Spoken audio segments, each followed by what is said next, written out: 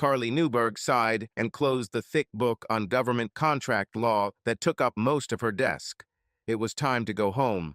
She was in her office at the school where she worked as a law teacher, but it was for one of the law firms for which she also did research work. If she left now, she would have enough time to catch her regular train home. Her husband had left on a business trip that morning, but she no longer feared his trips like she had in the early years of her marriage. A full 2 weeks without her husband must be refreshing, and she was looking forward to returning home. They met in college. Her husband, David, was a couple of years older and about to graduate from business school, while Carly was still undecided about what she wanted to do with her life, halfway through her undergraduate degree. She smiled, remembering the night they met at a fraternity party. If only everything could remain as perfect as that night, she thought sadly, her smile fading as she turned off the light and locked the door behind her. They had been together for 18 years, almost half of her life, she realized with surprise. She loved her husband more than anything in the world, but in the last few years their marriage had begun to fade. They were married for 15 years.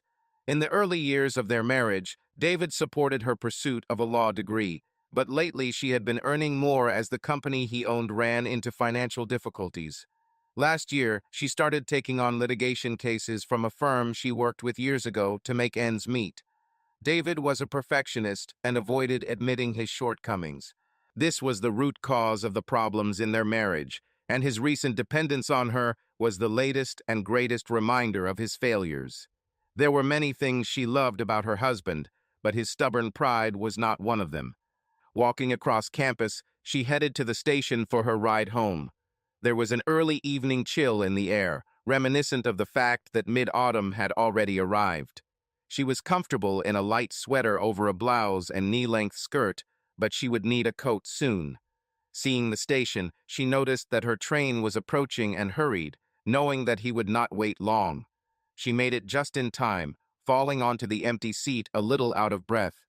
Almost immediately, she felt the gaze of the man opposite her, sliding over her skin.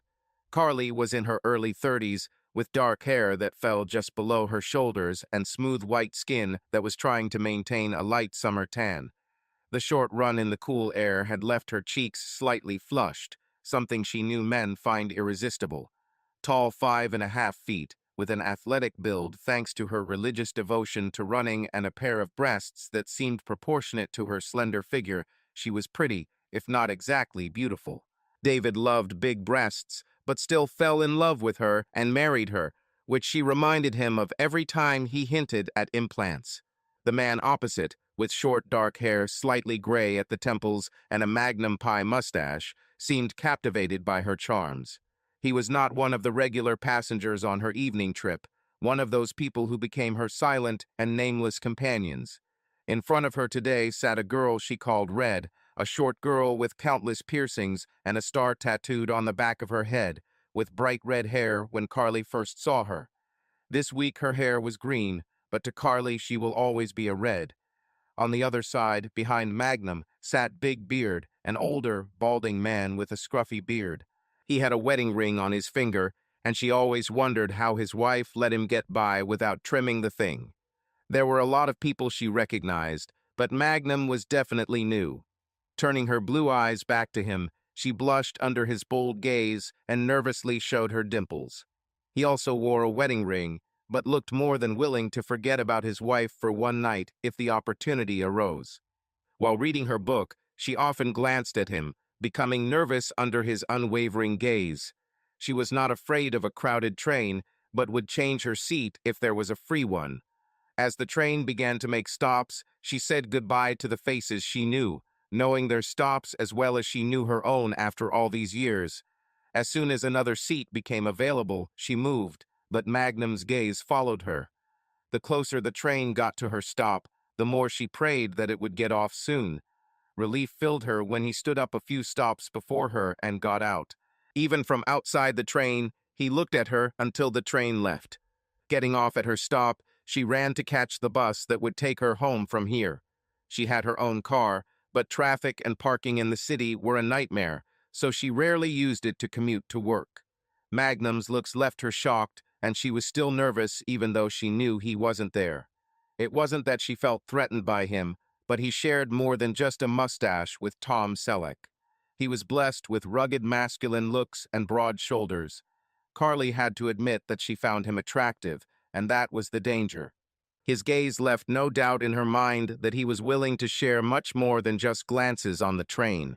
Although her marriage had been less than ideal lately, she had never thought about cheating on David. On the other hand, she was sure that most people don't plan affairs, they just happen.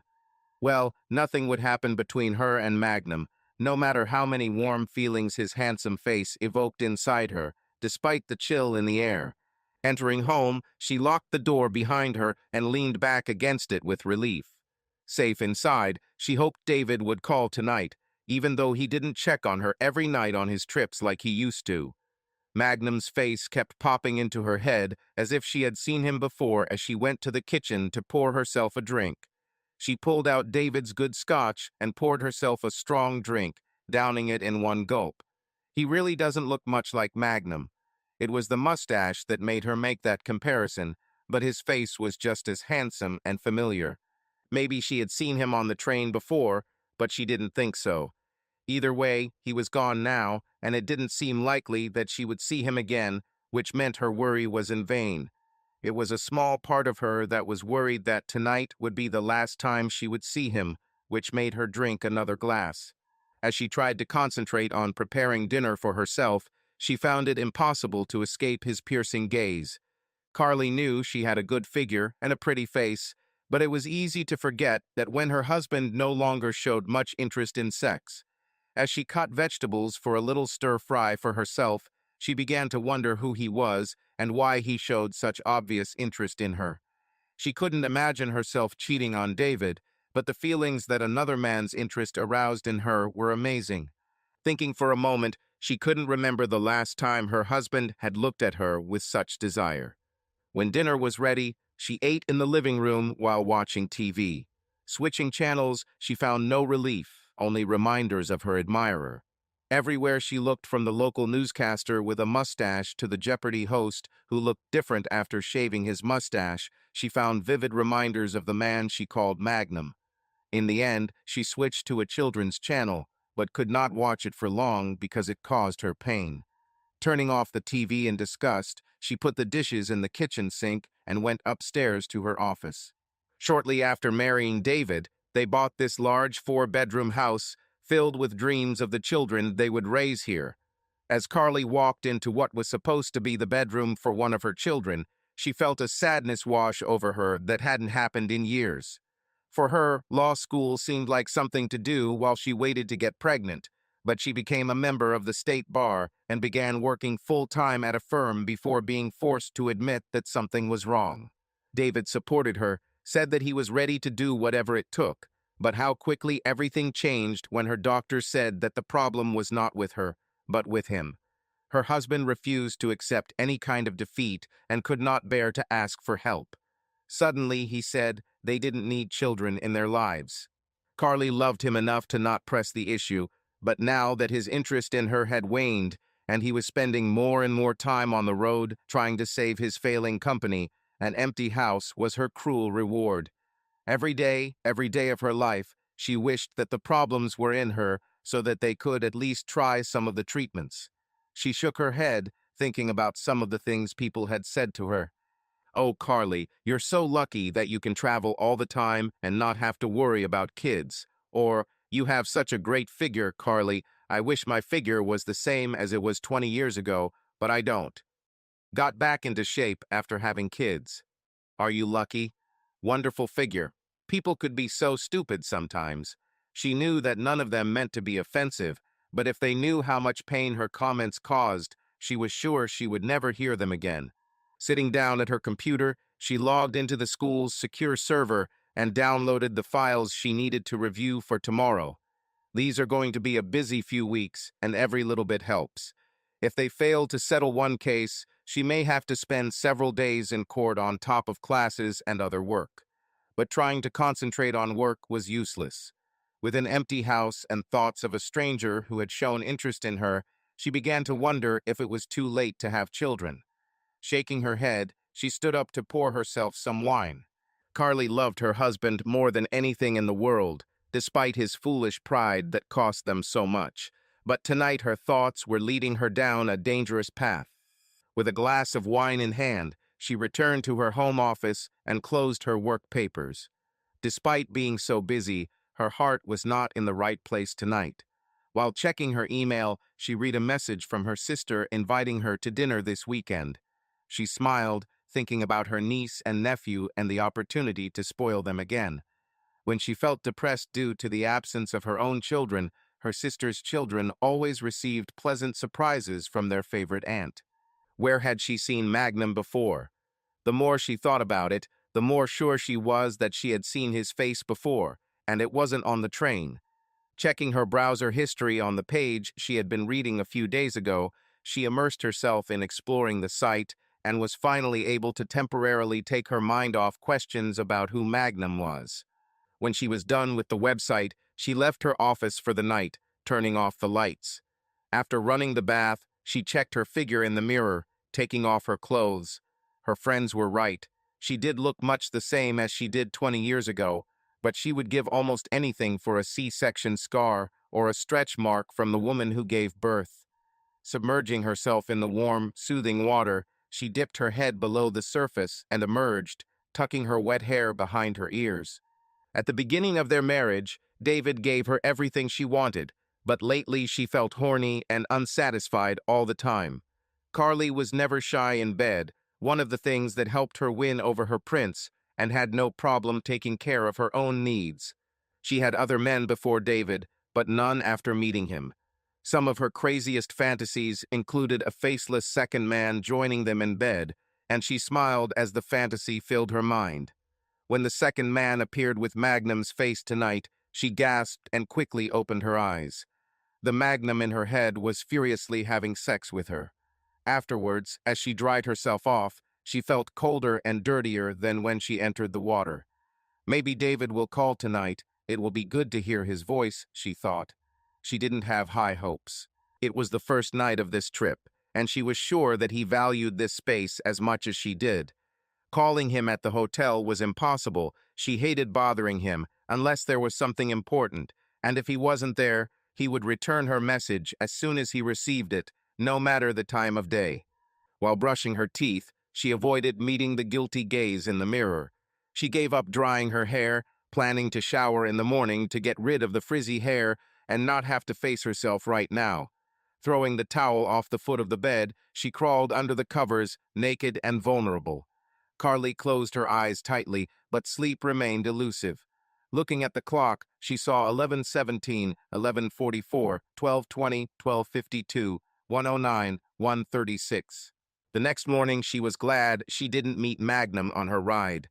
With an early morning session, she managed to keep it out of her head all morning. She had 2 law offices to visit that afternoon and asked her department secretary to see if a third meeting could be arranged, which came up at the last minute. While having lunch alone in her office, she was checking one of their credit cards online and realized she would need to contact the bank for more information. "Hi, this is Carly Newberg. I need a fax of our purchases on this card for the last 2 years. Can you do it?" "Great. Of course, I can confirm any account information you need," she said, answering the lady's questions. "I'm trying to remember when and where we bought this laptop, which now doesn't work. I lost the receipt, but I seem to remember that the store signed us up for their extended warranty, and I wanted to see if it was still in effect before I replaced it. Thank you. You have no idea how much this helps me." "Here's the fax that came for you, Carly," her secretary said, walking into her office a few minutes later. "I also arranged that last meeting for today at 4. "Thank you, Janice," she said, taking the fax and looking through it. "This is exactly what I need," she said, looking up from the sheets with a wry smile. She still needed to match the date and location, but she had the proof in her hands. That afternoon, she rushed through her first 2 appointments to leave enough time for the last one. It was something urgent that just arose, but the deadline was short. She had less than 2 weeks to get this case in order, and her most important client was counting on her. Heading to the last meeting of the day with documents that needed to be reviewed in her bag, she was greeted by the company secretary and invited into the office where she was expected. "Carly, it's good to see you again. Janice said you had something important to discuss with me. I hope nothing serious," said her friend and colleague Charlie Dunn, standing up to greet her. Her first job out of law school was at Charlie's firm, and he always cared about her. On the first day of dating, she was very nervous, but he joked about how similar their names were, which immediately calmed her down.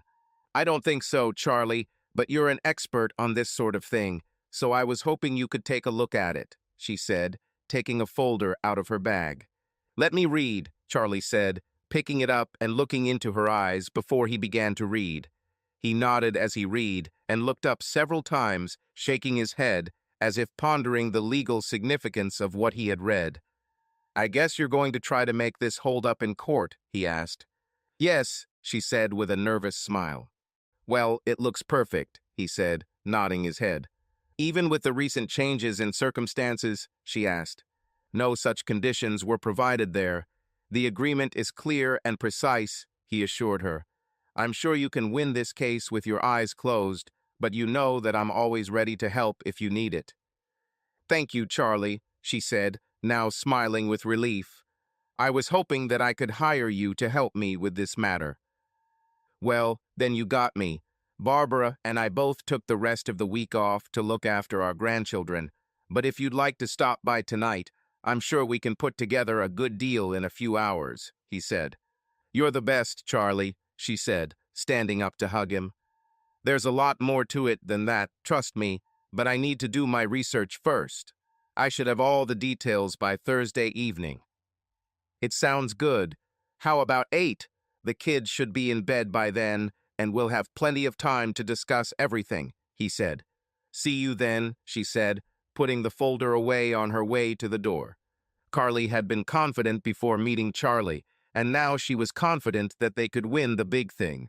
Of course, he was her friend, but she knew that wouldn't stop him from giving an unbiased opinion. She was confident they would have something good by Thursday. Meanwhile, she planned to check with several other experts on the subject.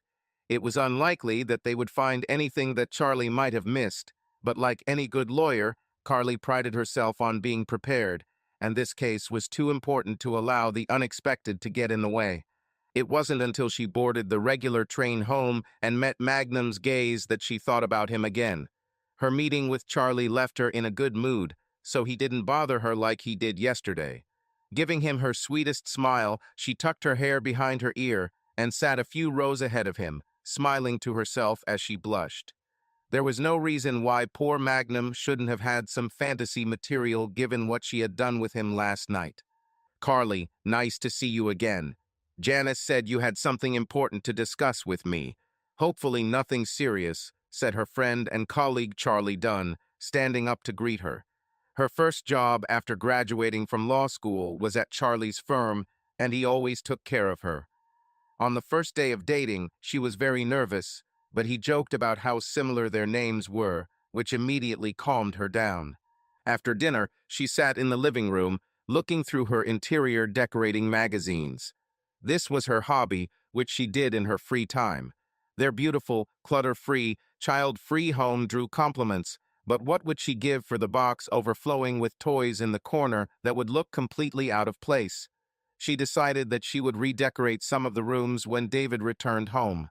Carly tried to focus on the patterns and color schemes, but there were too many sad thoughts running through her head, and she soon burst into tears. Closing the magazines, she went to bed early.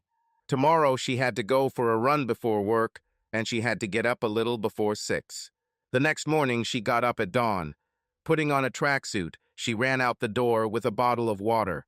Following her usual route, she pushed herself and was soon covered in sweat, despite the cool autumn morning. It was just her and the sidewalk, no sad thoughts or tempting strangers. Finishing the run in a near-record time, she ran a second, smaller lap before entering the house to shower and get ready for work. It was another busy day with classes in the morning and visits to several law firms in the afternoon. There was so much to try to fit in that she made several evening appointments, so they could quickly review the big case with her. So far, none of them had found any potential difficulties that Charlie might have missed, and they assured her that there was nothing to worry about. Carly knew she couldn't be too careful when it came to the lawsuit, but the fact that all the news so far had been good allowed her to relax a little. Taking the much later train home from her evening's meetings, she yawned and began to think about bed. She felt someone's gaze from the side, and before she turned her head, she already knew that it was Magnum. The first evening she had wondered where he had suddenly come from, but now he was here again, hours after her usual trip. There was no doubt in her mind that he was stalking her. As long as they were in a crowded public place, she wasn't too concerned. He continued to look, but she did not smile at him that night. There was no reason to encourage him even more. Relief filled her as he got off at his usual stop. Even though he was gone, she still kept looking over her shoulder nervously the rest of the way home. When she returned home, she decided to take the car tomorrow, despite the traffic jams. This will make it easier to get to Charlie's after work. Instead of going home first, she could go to him immediately after the last meeting. The early morning and long day had left her tired. Climbing into bed after a quick dinner, she felt excited again, even after her frightening encounter with Magnum. It wasn't that she was afraid he would hurt her, but she was afraid of what pursuing him would lead to. His greedy gaze dominated her thoughts and made her excited. Would she be able to hold out until her husband returned, or would she give in to his silent suggestions? The next morning she drove to work by car, glad to avoid her silent admirer. That was the weirdest part of it all. He looked at her non-stop, but never said a word. His eyes made his intentions clear, and she was sure the other people on the train must have noticed it too. If he had approached her on the first day, she would have rejected him immediately, but now he was wearing down her morals day after day, plunging her into fantasies. It didn't help that she still hadn't heard from David, and only saw reminders of the difficulties in their relationship everywhere. All she needed was to hear his voice for him to tell her he loved her and Magnum wouldn't stand a chance. What kind of husband goes away and doesn't call his wife for almost a week, she thought angrily. Her morning classes passed in a blur. While eating lunch alone in her office, she closed the door and cried until there were no more tears left. With that out of the way for the time being, she got ready for the big afternoon. As she walked to her car, ready to leave for her first meeting, she felt her skin crawl and knew he was looking at her again.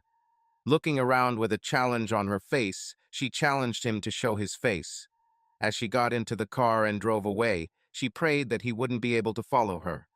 At one point, she didn't see him in the parking lot, but she knew he was there, and it shocked her.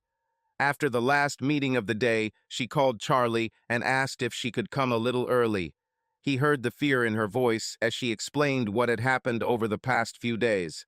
"Come in, my dear," Barbara said, greeting her at the door with her arms already open for a hug.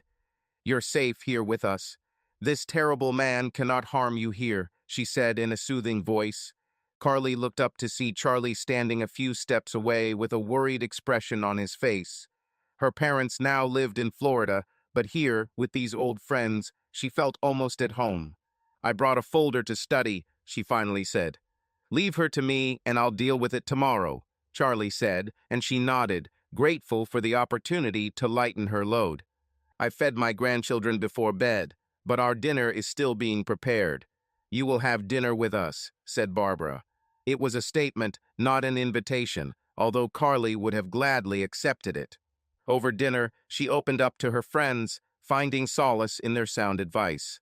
They both offered to do whatever they could to help her, but she assured them she could handle it. Tonight, she needed to lean on the people who loved her. Tomorrow and the day after tomorrow, she would cope on her own. After a few laughs and many tears, she stood up to leave, feeling that she would always be indebted to her friends for their kindness. "You should stay with us tonight," Barbara said as Carly stood up, looking for her bag. "Oh no, I can't impose," she said, feeling guilty for dumping all her problems on them.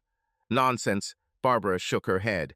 "We don't have any free beds with the grandkids here, but you can share the bed with me and Charlie can take the couch for one night." "Really, it's not a problem," Charlie quickly added. I'm so grateful for friends like you, but I'll be fine as soon as I get home, she said. Well, I don't like it, Barbara said, looking at her husband and waiting for him to act. She shouldn't be alone at a time like this. If we can't convince you to stay, let me at least walk you home, Charlie said, and his wife smiled and nodded. Please, you've already done more than enough this evening, she said. We can't force you to stay, no matter how much I want to, Charlie sighed. Will you call when you get home so we know you're okay? I promise, she said, smiling and hugging them goodbye. She tried to hold on in front of her friends, but the road home terrified her. Left alone with her demons, she fought to maintain control. The desire to turn off the road and cry almost overwhelmed her. She knew David wasn't going to call, and she knew Magnum would be looking for her tomorrow. Most of the time, she thought she knew what she was going to do, but every day that little part of her heart, which was uncertain, became more and more. When she got home, she looked around for a long time before getting out of the car and quickly heading towards the house. Frantically searching through the keys in a hurry, she began to cry before she found the right key and slipped inside. Frantically setting off the alarm after locking the door behind her, she leaned against the door, breathing heavily. Before calling Charlie, she forced herself to take a few deep breaths, which calmed her down. As soon as she hung up, she went to the bathroom and ran a bath. The next day, she left the car at home. This meant that she would probably meet Magnum again, but after a night of soul-searching, she was no longer afraid of him. No amount of his looks could make her do what she didn't want. Her day followed its usual routine, classes in the morning and meetings in the afternoon. Having finished her meetings earlier than usual on Friday, she caught the regular train home. Where is he? She thought, looking around the carriage. She waited to run into him, but he was nowhere to be seen. It was for the best. Meeting him again would be dangerous. Carly knew exactly what she wanted to tell him, but it was easier this way. The drive home was the most relaxing I've had all week. She could read her book in peace without anyone staring at her. From her train station, she made the short walk to where she was waiting for the bus. He was supposed to arrive any minute, judging by her watch. Still worried about meeting him, she looked around at the other people waiting for the bus until she was sure he wasn't there. Entering the bus, she felt completely calm. After a short ride, she got off and waited for the bus to leave before crossing the street. With no traffic in either direction, she took a step onto the road and stopped. Magnum. He stood across the street, giving her his now familiar piercing gaze. Suddenly, all the words she wanted to say to him disappeared from her mind as fear overtook her. Taking a step back, she walked up the street. Turning her head to look across the street hopefully, she saw him there, keeping pace with her, his eyes locked on her. She cursed her decision to wear heels today, knowing that she had no chance of escaping him. They were getting closer to her house, and she was on the wrong side of the street. Carly didn't know what to do. Should she continue walking to the gas station on the corner, or go to the neighbor's house? Once in front of her house, she noticed that Magnum had stopped several houses back. At that moment, she was sure that he knew exactly where she lived. Either he was offering her a safe path, or he was setting a trap. Her mouth went dry and butterflies fluttered in her stomach. Reaching into her purse for her keys, she ran across the street to the safety of her home. Magnum followed her down the driveway at a safe distance. On the threshold of the house, Carly dropped her nerve keys and turned to see him a few steps away from her. "Who are you?" she demanded. "I'm not going to hurt you," he said, raising his hands and taking a step back. "I asked who you are," she said in an angry voice. "My name is John Smith," he said. "Yes, of course," she snorted. "And I'm Jane Doe." "What are you doing?" she asked anxiously, pressing her back against the door as he reached into his coat. "It's just my wallet." "Look," he said, waving his wallet. "See for yourself," he added, throwing it at her feet with a soft throw. "Stay there," she said, crouching down to take the wallet, keeping her eyes on him. She took the opportunity to pick up her keys. Opening his wallet, she pulled out his Maryland driver's license, and sure enough, it said John W. Smith. Even his photo seemed to undress her with his eyes. "Okay, John Smith, what do you need?" I think it's obvious, he said with a smile that was all too familiar, catching the wallet as she tossed it back. I'm married, she said, raising her hand to show off her wedding ring. Me too, he said, showing her his ring. Was your marriage everything you dreamed of? He asked in a bitter voice. I don't want anything to do with you, she said, ignoring the wetness between her legs. Are you sure about this? He asked, taking a step towards her. She saw that he was waiting for her to say stop, but she never did. He stood right next to her now, and her fear evaporated. When he tilted her chin, she knew what was coming next. He leaned down, stopped so close to her lips that she could almost feel him, and waited. The cruel bastard didn't want to take away her honor. He waited until the desire became unbearable, and she was forced to give it herself. As soon as their lips touched, he quickly responded. It had been years since she had been kissed like this, and she felt her knees go weak as John kissed her as good as Magnum in her fantasies. Carly was breathless when their lips parted, and she was delighted to see the promise of so much more in his eyes. They shouldn't have done it here where the neighbors could see them. Turning her back to him, she unlocked the door and walked inside on trembling legs. She didn't bother inviting him to follow her because there was no need to. Once they were inside, he grabbed her from behind and started kissing her neck. Leaning back with her eyes closed, she sighed with pleasure, basking in the hot attention she had been waiting for so long. They had sex, so long awaited. She suddenly felt vulnerable and ashamed of what she had done. Glove-thigh inside, she knew she was better than this, and wondered what had happened to the woman she once was. After what had happened, she didn't want him leaving to cause any difficulties. I knew from the moment I saw you that you were going to be hot, he said, grinning at her stern face. What we did here, it shouldn't have happened, she said evenly. But it happened, he said. You need to leave, she said as she walked away. Do I even know your name? He asked. Carly, she said before she could stop herself. She had already shared too much with this stranger. Carly, he repeated her name as if tasting it. That's a beautiful name. You're right, I need to go, he said, glancing at his wedding ring. But is this what you really want? This was not what she wanted.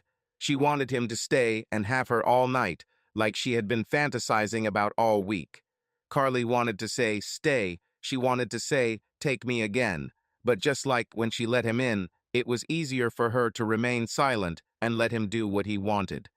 Taking out her husband's favorite scotch again, she poured them both a glass. She felt strange sharing his scotch with another man, but considering what else she had already shared with him, she didn't see how it could hurt. John accepted the glass with a smile and clinked it with her. He didn't propose a toast because, in truth, neither of them had anything worth celebrating in their lives at this point. Having drained the glass, he held it out for refilling. Carly poured him another and put the bottle away. She didn't want him to get drunk when she barely knew him. Taking a moment to study him up close, she found his masculine appearance incredibly sexy. His strong jaw and thick mustache made him look so masculine, and she had felt the strength of his strong arms and broad shoulders as he held her earlier. John was taller than her husband and looked in good shape with a flat stomach under his shirt. Leaving her bag and work folder on the kitchen table, she headed towards the stairs, knowing that he would follow her. She thought about asking him what he wanted to do, but there could only be one answer. Leading him upstairs, she led him to the guest room. As much as she had lost her way tonight, she couldn't bring herself to bring him to her own bed. This she could save for her special man. The room looked so sterile and uninhabited that he should have immediately known that this was not her bedroom, but he didn't care where they had sex. At the foot of the bed, he attacked her with a flurry of kisses, lifting her into his strong arms. Together they fell onto the bed, a tangle of writhing limbs. It was a long, passionate night. Paroling off her with a groan, she pressed herself against him, kissing his chest.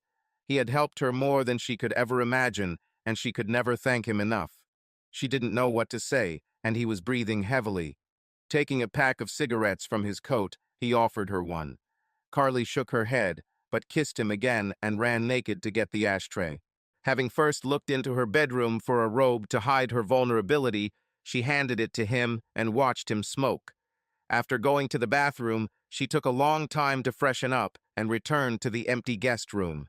"John," she called, looking around, but his clothes were collected and he left. Going downstairs, she looked out the door and saw him walking down the street. Having locked the door, she sank to the floor, suddenly feeling cold from inside. The tears she had been waiting for all night finally came. That night her sleep was full of nightmares about David catching her in bed with John. In one of them, David had a gun and shot him in the chest while he was having his wife. She jumped out of bed screaming, picked up the gun after he dropped it, and turned towards him. Smiling at her smugly, he opened his mouth to say something, but instead of a tongue, a snake slithered out of his mouth, and she pulled the trigger, waking up in a cold sweat with the loud sound of a gunshot still ringing in her head. Jumping out of bed, she turned on the heating and returned to bed, shivering, wondering if she would ever feel warm again. The next morning, she woke up feeling dirty and full of shame for what she had done. She was better than that. How could she let this happen? But it was useless to think about the past. She usually didn't wash before running, but now she felt her skin crawling and took a scalding hot shower that failed to cleanse her soul. Carly loved to run in the morning. It always helped clear her mind, no matter what she had to deal with, but she couldn't get John out of her head. When she returned home, she locked the door behind her. She wanted him again, but she wasn't ready to face him if he showed up now. In her master bathroom, she filled the bathtub, ready for a long soak. She immersed herself in a bath of warm water that reached almost to her neck, adding more hot water as it cooled. Carly wanted to stay there all day while she struggled with her emotions. Submerged under the water, she held her breath until her lungs began to burn and her head began to spin. Breaking out of the water, she gasped for air, ready to face what her future would bring. Once dry and dressed, she called her sister to let her know she'd be arriving a little early. She still needed to buy a surprise for the kids and stopped at a toy store along the way. Usually the thought of visiting a toy store made her sad, but today was different. Now, with special gifts for her niece and nephew, she made the hour-long drive to her sister's house, arriving a few hours before dinner. Her sister Cindy greeted her at the door with a hug and immediately knew something was wrong. The children ran up to greet their Aunt Carly with a kiss and a hug, and then ran off to play with their new toys. Cindy and her husband Steve invited Carly in, and although they could see something was wrong with her, they knew they would wait until the kids went to bed to ask questions. They sat in their sister's living room, drank a glass of wine, and talked. When it was time for Cindy to finish preparing for dinner with Steve, Carly went downstairs to play with the kids. After dinner, the five played a board game until it was time to put the kids to bed. After receiving another kiss and hug in gratitude for the gifts, their father took them upstairs to bed. Carly smiled after them and then looked at her sister's serious face. "Okay, what's wrong with you, sister?" Cindy asked when they were out of earshot of the children. "Nothing," she said, but she knew her sister wouldn't buy it. "You're older than me, Carly," my sister began with a smile. "But you can't trick me that easily. Are you going to tell me what's wrong, or should I call my mom?" Taking a deep breath, Carly opened up and told her sister what had happened this week. By the end of her story, her sister hugged her and cried with her. When Steve returned, she briefly told him the story to explain their tears. He reacted with anger, ready to track John down and teach him a lesson for hurting the woman he considered his big sister. She made him promise not to do it, explaining that it was also her fault. It was nice to know that they were both ready to support her in any way. Why couldn't her marriage be as good as theirs? She thought with a little envy of her sister and her loving husband. David had once held her like that, she thought, looking at Steve's protective arm around her sister. Later, over a cup of coffee, when the tears had stopped again, they sat and reminisced about the past. Steve and Cindy were high school sweethearts and spent weekends on the town with Carly when she and David were first dating. They laughed about how one day their father unexpectedly came to visit and almost caught them together. The parents did not approve of Carly and David living together without marriage and would be furious if they found out that Steve was joining Cindy during her visits. At the time, it seemed like they would be together forever, But David no longer went with Carly to visit his sister and barely said a word to Steve the last time Carly invited them to dinner. Carly suspected that her husband was jealous of Steve because he gave Cindy 2 beautiful children, but never spoke about it. It was about 10 when Carly put on her coat to go home. Cindy tried to convince her to stay, but she refused. She assured them that she would be fine and invited them to dinner at her place the following Saturday. The drive home gave her time to think. The next week was very busy, but despite all this volume of work, she thought only about John.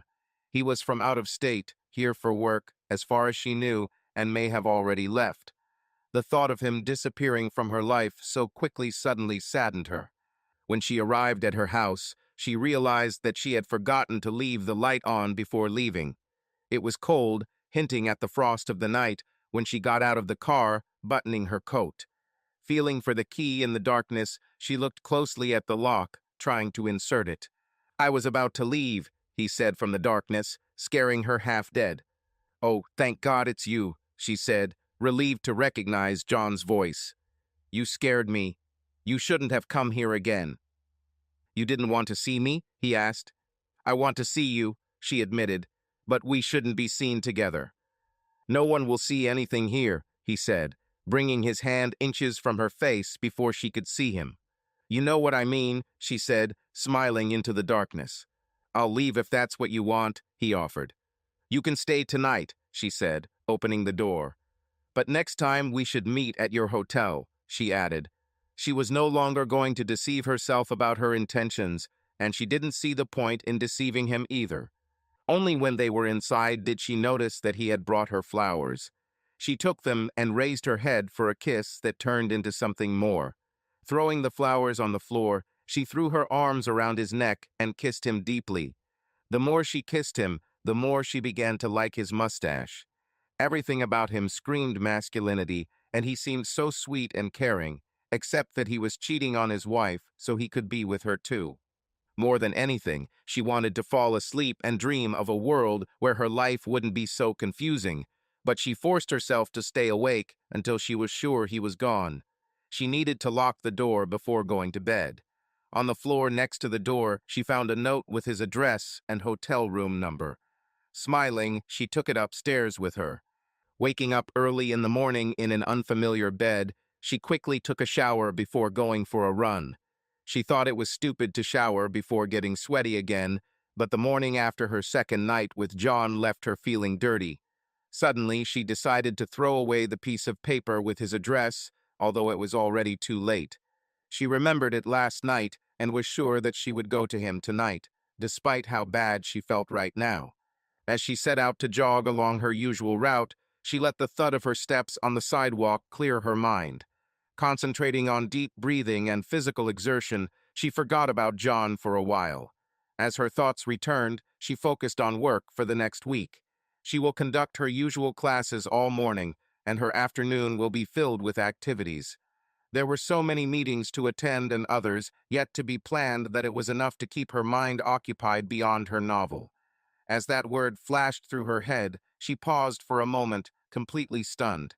It had not occurred to her until now that this had become a romance. Once might have been a forgivable mistake, but twice, with no end in sight, it was an affair that would undoubtedly destroy her marriage. When she got home, she didn't shower right away. Going to the kitchen, she prepared herself breakfast and looked with disgust at the mess in the kitchen. After eating, she stayed in her workout clothes to clean the house, starting with the kitchen. Once she finished with the dishes, she went upstairs to remove the sheets from the spare bed for laundry and vacuumed downstairs until it was time to put them in the dryer. Engrossed in cleaning, she went upstairs and cleaned the bathroom, looking longingly at the tub, knowing that she would soon take a long bath. After the sheets were returned to the bed, she carefully looked around the room, making sure everything was in its place before heading to the bathroom for a well-deserved bath. Easily immersed in the warm water for a long swim, Carly sighed and closed her eyes. She thought back on her life with David and wondered where it all went wrong. Was there anything she could have done differently? Remembering all the good times they had spent together, she was overcome with an overwhelming sadness. Falling into uncontrollable tears, she plunged into the water up to her chin and hugged herself to drive away the emptiness and cold in her heart. Carly wasn't sure where her life would take her from that day on, but she knew her immediate future included visiting John for more forbidden sex. After a long bath, she wrapped herself in a warm, fluffy towel and went to her bedroom. Searching her closet for something to wear tonight, she let the towel slide off her slender body. Looking in the mirror, she twisted and turned, trying to find something that could turn her husband away. Lifting her medium-sized breasts, she wondered if maybe those implants he always hinted at could help, until she became angry. Carly was always attentive, which helped her in her career as a lawyer, and she knew that many other men before John found her athletic body attractive. Running her fingers over the birthmark, she knew it wasn't the problem. David admitted that he found him attractive the first time they made love. Her face couldn't be a problem either. She was a bit plain in appearance, with thin lips that she relied on makeup to enhance, and straight, unremarkable hair that was a dark brown, almost black color, but there were other features that made up for it. Bright blue eyes, smooth, creamy skin, and a pair of cute dimples made her look younger than she really was. Although she was 5 years older than Cindy, people often confused her with her younger sister. The more she thought about it, the more she was sure that the lack of heat in their marital bed over the past few years had little to do with her. To hell with him, she thought bitterly. He got what he deserved in the end.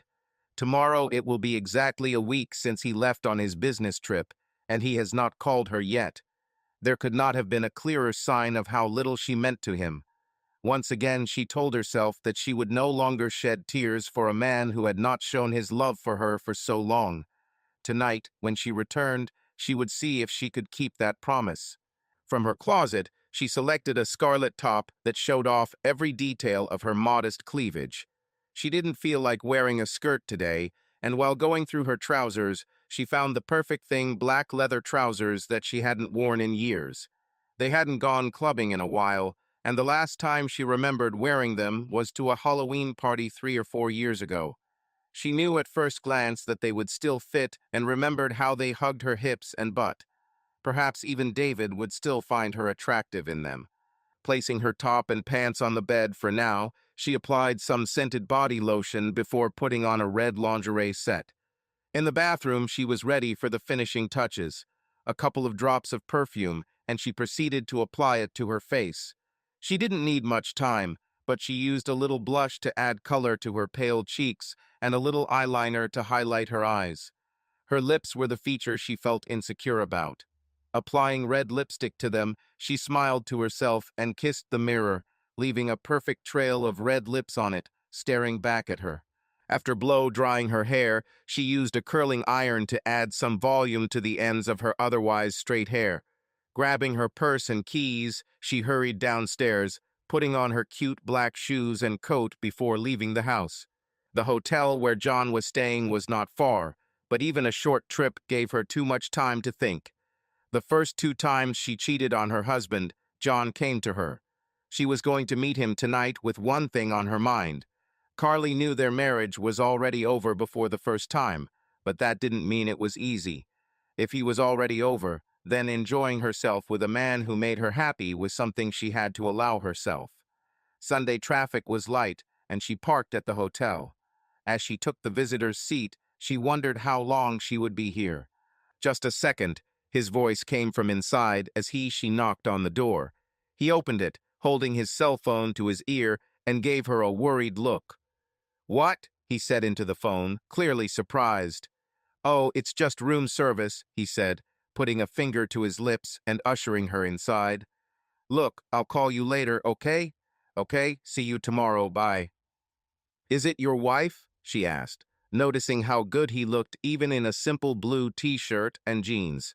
"Yeah," he said, walking past her and closing the laptop before she could look at the screen. Collecting the papers from the table, he stuffed them into his briefcase and put it away. "I was sure you would come, but I didn't think it would be so soon." "Sit down," he said, pointing to the chair in front of her. "Do you love her?" she asked, lounging on the unmade bed instead of sitting on the offered chair. "Whom?" he asked, still confused by her unexpected appearance. Your wife. Do you still love her? She asked. Do you love your husband? He answered defensively. I asked first, she said. I don't know, he said with a sigh. There are a lot of things I love about her, and I can't imagine leaving her and the kids. He shrugged, trying to find the right words to complete the thought. What we did. I feel guilty about it, but at the same time I can't stop. With you, I feel a spark that hasn't been there in years. Do you cheat on her every time you leave? She asked. Does it matter? He asked in response. No, not for me, she answered honestly. There were others, but there were none like you, he said. Yes, of course, she said with an incredulous laugh. What about you? He asked, touching her leg. You were my first. I was a virgin about cheating before you, John, she said, making a joke out of her shame. And your husband, do you still love him? He asked, sliding his hand higher. Part of me still does, but I know he doesn't love me anymore. Not only does it make what we do possible, but it makes it easier every time, she said, taking his hand and pulling him towards her. The conversations were pleasant, but that's what she came here for, she thought as he kissed her deeply. It was so nice to lie under a strong, handsome man who could satisfy all her feminine needs. With the first long, passionate kiss, she felt her skin flush. Running her fingers through his hair, she held his face close to hers, enjoying the feel of his spiky mustache on her soft skin. Reaching over, she began to lift his shirt, and he took the hint, taking it off himself. The sex was hard and fast, but too fast for her taste. Carly looked at John as he rolled away from her. He was handsome, no doubt, but now that her eyes weren't so sex-hungry anymore, he didn't look any better than her David. Despite this, he showed that he truly wanted her and valued her body, which was never exactly what her husband actually desired. She got up and went to the bathroom, feeling his gaze on her. Returning to the room, she saw him sitting at the computer, finishing up what he was working on earlier. Whatever it was clearly not intended for her eyes. He was still naked, and that was all she cared about right now. Leaning down, he kissed her and pushed her back towards the bed until she tripped over it. John left her to go to the bathroom. He sat down next to her, not showing any shyness in front of her.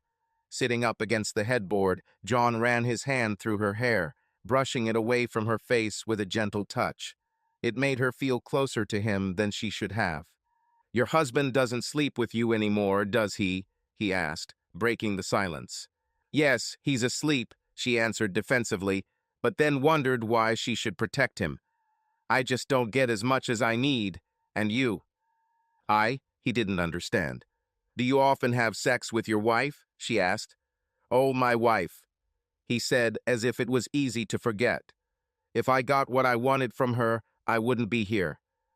Well, I think she's stupid, she said, caressing his cock playfully.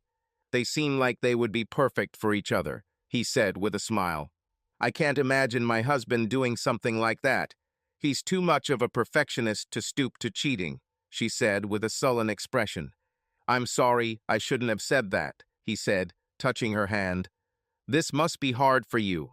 The first time I felt terribly guilty, but that didn't stop me from repeating it again and again. Can we talk about something else? She said, shuddering from the sudden cold. She didn't need him to remind her of her own shortcomings. You look cold, he said, standing up and hurrying to the bathroom. Here, put this on, he said, handing her the robe and caressing her body again. Thank you, she said. Why don't we order dinner at my company's expense, he suggested. What do you want? He asked, reading the menu when she agreed.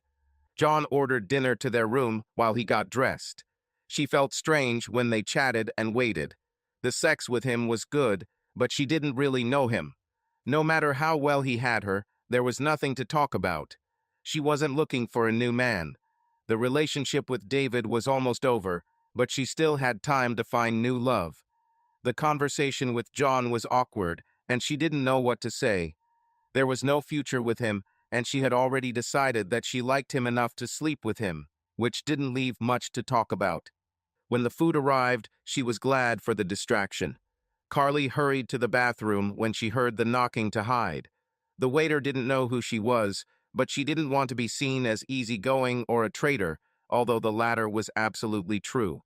John called her after he left, and they sat at the table, eating dinner in silence. She felt vulnerable with only a robe covering her nakedness and couldn't wait until dinner was over to have sex again. When they were both naked, she didn't feel so insecure. Sitting opposite him, she felt his eyes linger on her legs and tried to look under her robe to her chest. At least he wanted to see them, and that relaxed her a little. After dinner, John went to the bathroom. Looking around for something to do, she wanted to turn on the TV, but changed her mind. It was a busy week ahead, and she didn't have enough time to stay here long if she needed to. The sex left her tired and relaxed, but there was still time for one round. How much longer will he be here? How many more times can she fuck him? She heard the bathroom door open behind her and turned around to see John undressed again. Standing up, she threw off her robe and stepped naked into his arms for a passionate kiss. Feeling her body melt against his, she closed her eyes, moaned and squeezed his firm buttocks with her hands. Without a word, she stood up and hurried to the bathroom. Her hair was disheveled and her face was glowing after passionate sex as she looked at herself in the mirror. Getting into the shower to wash off before heading home, she tried in vain to wash away the sins of the day with soap and water. With her eyes closed and her freshly washed hair clinging to her head, she let the water hit her face as she contemplated what the future held for her. 20 minutes later, she was no closer to a solution when she turned off the water and went out to dry. Returning to the room with a towel covering her nakedness, she collected her clothes from the floor. John was still naked and watched her movements with a smug smile that said he was great today and he knew it. Dressing quickly and turning her back to him, her resentment disappeared and she turned to him with a warm smile. "Thank you for a wonderful evening, John," she said, giving him her sweetest smile. "It was my pleasure," he replied in a sincere voice. "When will I see you again?" she asked at the foot of the bed. "I'll be here all week," he replied. "Only a week?" she asked quickly, although in her heart she knew she was lucky his trip would last this long. "Only a week," he confirmed. "We'll have to make the most of this time," she said, leaning in to give him a long, passionate kiss. Carly slept peacefully that night. With the amount of sex John had given her, for the first time in a long time, she didn't need to please herself, and her mind was free to think about other things. David became less important every day. A week ago, if she had been asked, she would have said that she loved him more than anyone and anything in the world, but how quickly everything changed. Now, if she had the chance, she would change him for John in a heartbeat. She assumed there was a chance that her marriage would somehow survive, but she was too realistic to give it more than the bare minimum chance. The next day was long, even by Monday standards. All day she thought about the possibility of seeing John again in the evening, and time seemed to stand still.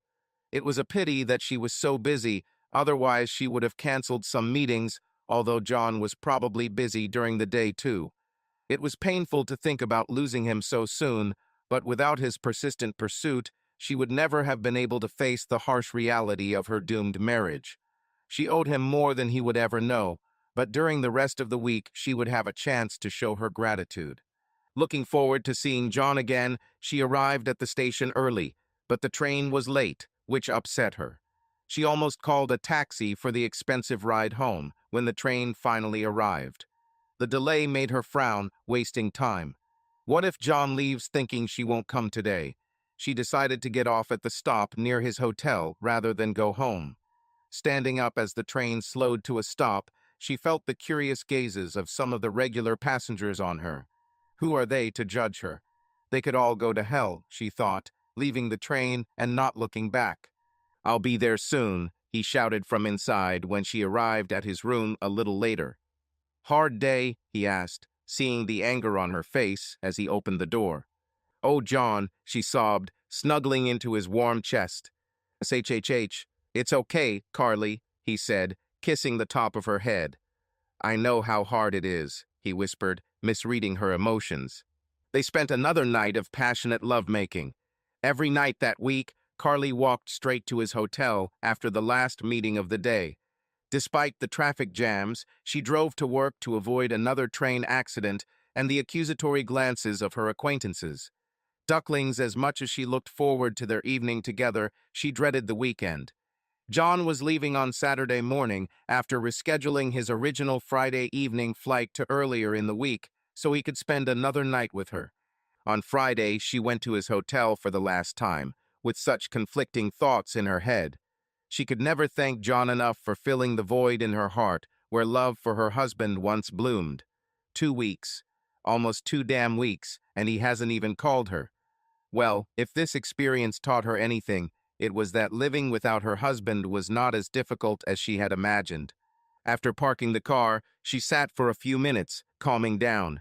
Taking a deep breath, she opened the door and walked towards her lover.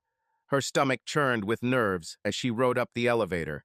Turning down the hallway towards his room, she took one last deep breath to calm herself and smiled before knocking on the door. John must have been waiting impatiently for her, because the door opened almost immediately. "You look beautiful," he said, taking her hand and running it down her arm. "You don't have to say that," she said, blushing and looking away from the heat in his eyes. Today, she didn't even go home after work to freshen up. She looked the same every day of the week. "It's true, Carly," he said, leaning his head down to kiss her neck, to which she sighed. "Your husband is a fool. He doesn't understand how lucky he is." "Let's not talk about him," she said, biting her lower lip and looking past his shoulder. "Sorry, I didn't mean to." He began to apologize. "It's okay," she said, smiling at him as he pulled away from the embrace. "But I'd rather enjoy time with a man who appreciates it than worry about tomorrow." Raising her hands behind his head, she pulled his lips to hers for a kiss. It felt so good, so right, that she had to remind herself that this could never last forever. His hands grabbed her buttocks and pulled her towards him. Carrying her onto the bed, he lifted her high and threw her on the bed. It was a little quick, but Carly only had herself to blame after she'd tried her best to seduce him since the moment she arrived. She still barely knew the man he was attached to, but the sex was so good that they could do the rest. Maybe she was deceiving herself. David had been so cold and distant since his business began to fail that any man who showed even the slightest interest in her would seem remarkable in comparison. Sex with a new partner was always passionate at the beginning, but who said it would last? As good as it was with John, she was looking for much more than sex. She needed a new man and a new life. Carly wanted a second chance to have the marriage she had dreamed of since childhood. A caring husband and beautiful children in a home full of love, that's what she needs. She still had a chance, but there was no more time to waste with a selfish man who didn't love her. "Do you want to go to dinner?" John suddenly asked, bringing her back to the present. "No," she said, her thoughts still racing. "I just want to stay here today," she said. "How about I order you something nice instead of room service?" he suggested. "I would love that," she said with a dimpled smile. "What should we order? Do you know the city?" he asked. He buttoned his pants, but left his shirt unbuttoned. "Do you like sushi? I know a great place that will deliver, but it's a little expensive," she warned. At the same time, she pulled off her bra and reached for the zipper on the back of her skirt. It was never too early to seduce him again. "Order what you like, and so do I," he said, handing her the phone. After ordering dinner, her eyes met his, and she decided to have some fun. At first, she was ashamed to be naked in front of a strange man after all these years, but a week of passionate lovemaking relaxed her. The feeling of his approving glances sliding over her bare skin filled her with excitement. Knowing that a man found her so attractive was a huge relief after years of neglect from her husband. Wearing only panties, she began to pose on the bed while he sat in a chair with a cigarette in his hand and watched. Just as she closed her eyes to rest, there was a knock on the door. "John!" she exclaimed in panic as he wrapped himself in a blanket to hide his nakedness. "Just hide your face," he said, half laughing.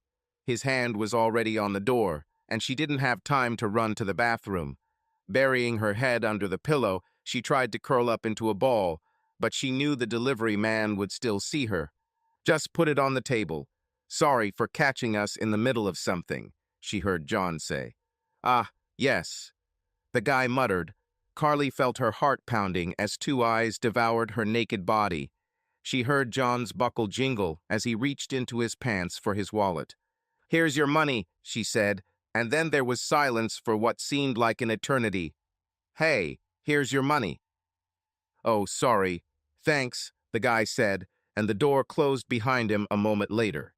"Well, this guy got the best tip of the night today," John said, laughing next to her. "I can't believe you did this to me," she said, lifting the pillow from her head. Her anger was already evaporating, and the excitement of being seen took over her. "Relax, Carly. All he saw was an anonymous fine ass," he said. "He couldn't take his eyes off you, and who could blame him? The poor guy was probably hoping that I would invite him to join." "Damn you, John," she said, immediately starting to look for clothes. "It was just a joke," he protested. "Maybe if I hurry, I can catch up with him," she said, heading towards the bathroom with clothes in her hands. "Let me go," she exclaimed as he grabbed her hand. Pressing her against the bathroom door, he kissed her. She tried to resist at first, but it was too good to resist. "Sorry," he said with a sad look in his eyes, apologizing for this and much more. "If you still want to leave." Carly dropped her clothes and jumped into his arms, muffling his words with kisses. Back on the bed, John had sex with her gently this time, kissing her tenderly and making her feel great. The food was left forgotten on the table while they made love. Afterwards, they sat naked, leaning their backs on the head of the bed and ate dinner. They were only sent chopsticks, and John was completely clumsy with them. After several unsuccessful attempts, when his chest ended up in the sauce, he looked at her helplessly. With sadness in his voice, John mentioned the early departure. She took the hint and led him into the bathroom for a warm shower together. Returning to the bedroom after drying, she walked past her clothes and lay down in bed, patting the empty space next to her. "What are you doing?" he asked. "I want to stay here tonight," she said in a low voice. "If it's not right, I'll leave, but I'm not ready to lose you yet." "Of course it fits," he said, lying down next to her. The next morning, he woke her up with a kiss. Smiling, she let his lips linger on hers. Even after last night, she was yearning for one more round before he left. Reaching towards him, she felt his shirt on and opened her eyes in panic. "No, John, you can't leave yet," she exclaimed, and tears welled up in her eyes. "My plane leaves in an hour," he said. "I wish we had more time, Carly, but this is the end." "When will I see you again?" she asked. "Again?" he asked, clearly puzzled. "I need to see you again, John. What we have here is special," she said, letting out the emotions she had been avoiding. "Forget about your wife and my husband. We have each other now. Listen, Carly, it was fun for a week, but—" She saw him looking for a way out. "Oh God, what a fool I am," she said, trying to hold back her tears. "What have I done? My husband," she said in panic. "I can't believe I did this to him, to us. I need to tell him. I need to explain how sorry I am." "No, you are crazy. Listen to me, Carly. Are you listening to me?" he asked, waiting for her nod before continuing. "Just because there is no future for us doesn't mean you have to put up with it. Don't tell him anything. There are many men who dream of a woman like you. I'm sorry it can't be me, but you will find the right person. I will never forget this week," he said, kissing her lifeless lips one last time before turning and leaving. Outside, he took a deep breath. He's done a lot of terrible things in his life, but these last 2 weeks have been especially hard for him. Having caught the elevator to the lobby, he paid the bill and said that there was still a woman in the room who would leave within the hour. On the street, he got into a taxi and turned on his laptop, asking the driver to take him to the airport. Just as Windows finished loading, his cell phone rang. It was early, so he immediately knew who it was. It's time to make amends with Carly. "Hello? Yes, I'm on my way to the airport now. No, I didn't find anything, sorry, David. As far as I can tell, your wife does two things while you're away, running around and working late," he said, watching a video of her taken by a hidden camera in his hotel room. This was true until he turned on his charm and seduced her himself. David had hired him before to investigate employee fraud, but this case was different. A few months ago, he contacted him looking for a way to dissolve the marriage contract. David had an affair for several years and wanted to leave his wife for her, but couldn't afford to give Carly her share of the business, which was already struggling financially. So David hired him as a detective to find some dirt on Carly that would help him escape his obligations. As in any business, he promised results and knew that it was easier to create incriminating evidence where it was too difficult to dig. Carly wasn't the first married woman he seduced to ruin her marriage, but she was the first one he truly regretted afterward. She just met this Charlie, you called her uncle, and her sister over the weekend. She also visited law offices while you were away. I know this is not what you wanted to hear, he said, closing the video and deleting it from his hard drive. I don't know. You can continue to live a lie or accept the consequences. I know that I promised results, but the costs remain in any case. Void a check? You know what, David? It's normal. Next time you have a rat in your accounting department, go somewhere else. I hope you get what you deserve, he said, hanging up and turning off the phone. Looking through the photos he took, one by one, he deleted them. Poor Carly deserved so much better than that creep of a husband. He wished he could stay, but she deserved better than him. After removing the fake wedding ring, he organized his wallet and carefully hid the fake ID. It wasn't worth the risk of getting caught with him while boarding the plane. The airport was already in sight, ready to send him back to his empty life. Turning to look at the city, he hoped that Carly would take his advice and start a new life. As soon as the door closed behind John, a satisfied smile appeared on her face. Where are all the people who said she was wasting her time in drama classes in college now? She almost told him she loved him, but that might have been too much. Hopefully this will be enough to keep him from telling David what happened, but it doesn't matter. Charlie told her there was no way out of this prenuptial agreement, and the best divorce lawyers in town agreed. However, it will be nice to see the look of complete shock on his face when she hands him the divorce papers and tells him that she knew all about his business trips. That first night, she realized that she had seen Magnum somewhere before. She refused to call him John because it wasn't his real name, and neither was Magnum. It was only while sitting at the computer that she remembered. Her husband had already used his detective agency to investigate fraud among employees. A few days before he left their website open on her computer, which triggered her memories. The question became, why is he following her now? Suddenly, she had to look at her crumbling marriage from a whole new perspective and prepare for her own investigation. Once she knew what to look for, everything became obvious. David had been so clumsy in his attempts to hide what he was doing that she felt stupid for not realizing it sooner. This fool even paid for hotels and dinners for himself and his mistress using the credit card they both used. Of course, she never used it, but her name was also on the account.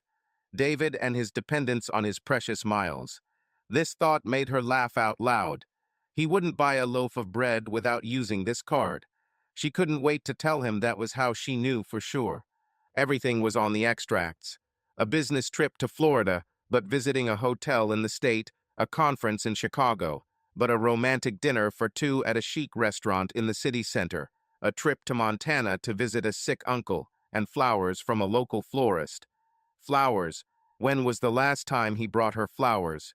Some of the trips may have been real, but she was able to match enough incriminating purchases with the dates in her diary to realize that he had been cheating on her for the past 2 years. She only checked 2 years of credit card statements, but that was enough. It would hurt even more to know exactly when it started. Despite the lack of passion in their marriage, she did not stop loving him until she realized that he had sent someone to spy on her. She could even try to overcome betrayal, but the thought that he considered her capable of such a thing disgusted her. For the first week, she didn't know what to do. The support of friends like Charlie and Barb and her sisters and family helped her calm down. She had already told them everything, and they were ready to help her in any way. In the end, she decided that the best revenge was to fuck the man her husband had sent to spy on her. The fact that this spy was a handsome and talented lover was an added bonus. This was another surprise that she hoped to give in person. At first, she almost felt sorry for David. Carly had never loved anyone the way she loved him, and the thought that she might never feel that way again was a sobering thought. She had originally intended to claim only the house and leave everything else to him, but 2 weeks of anger had hardened her heart. She was going to take whatever the marriage contract guaranteed her, which was half his share of the company. In the beginning, David had 3 partners, and it was they who insisted on a prenuptial agreement to protect their interests. They all also had agreements with their wives. Over time, David bought them out one by one, but the marriage contract remained clear. She was entitled to half his share. She was going to take every last one, minus the cost of his half of the house. Carly didn't think his business would survive, but David had no one to blame but himself. If it worked, if he were even half as hard on his business and their marriage as he was on his novel, he wouldn't be in this situation. Carly sat in the kitchen, enjoying the morning sun that streamed through the window. There was an amazing mixture of relief and determination inside her. She knew there was still a lot of work ahead, but she was ready to cope with any difficulties.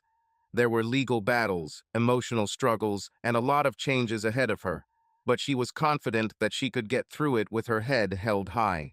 The following week, Carly went to the law firm to discuss the divorce process with her lawyer. Charlie was there, supporting her, and she felt confident knowing that she had such friends. The meeting was successful, and they began preparing documents for divorce. When Carly handed David the divorce papers, he was stunned. He did not expect that she would find out about his infidelity and take such drastic measures. His anger and attempts to justify himself had no effect on Carly, who remained calm and collected. She made it clear that their marriage was over, and she intended to move on. The divorce process was not easy, but Carly endured it with dignity. David tried to fight for his assets, but the prenuptial agreement was on her side. In the end, she received half of his share in the company and the house. Her lawyer made sure all conditions were met so Carly could begin the next chapter of her life with confidence. After her divorce, Carly decided to focus on her career and personal life. She continued teaching and working on research projects, and also began taking yoga classes and volunteering. Her life became more balanced and rich. A few months passed, and Carly felt ready to reopen herself to a new relationship. She began attending social events and meetings, and soon met Mark, a kind and considerate man who appreciated her for who she was. Their relationship developed slowly but surely, and Carly felt that she had finally found someone who could become her true partner in life. In the end, Carly realized that her experience with David, despite all the pain and betrayal, made her stronger and wiser. She learned to value herself and her needs, and this led her to true happiness. Life went on, and Carly moved forward with confidence, knowing that her future was in her hands. Subscribe to our channel so that your love doesn't cheat on you, and go ahead and listen to the next story, because this story is nothing compared to the next one. If you're under 18, don't even click to the next one.